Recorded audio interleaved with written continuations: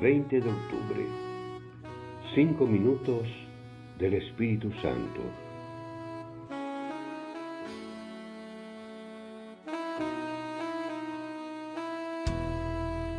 Dirijámonos al Espíritu Santo con las palabras del Veni Creator, un himno que la Iglesia ha rezado durante varios siglos.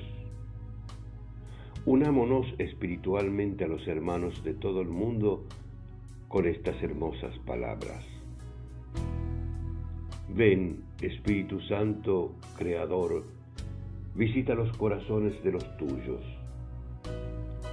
Llena de inmenso amor estos pechos que creaste.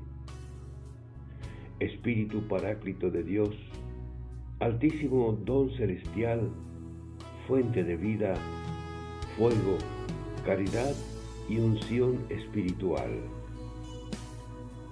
Ven con tus 7 dones, dedo de la mano del Padre.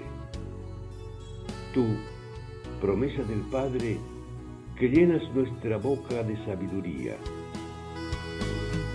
Enciende tu luz en nuestros sentidos, infunde amor en nuestros corazones y con tu potencia poderosa fortalece nuestra fragilidad. Rechaza al enemigo que nos domina y danos la paz verdadera, para que con tu auxilio divino evitemos todo mal.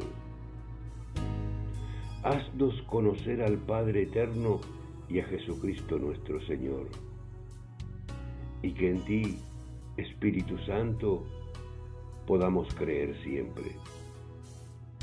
Sea la gloria al Padre y al Hijo que resucitó de entre los muertos, y a ti, Paráclito, por los siglos de los siglos. Amén.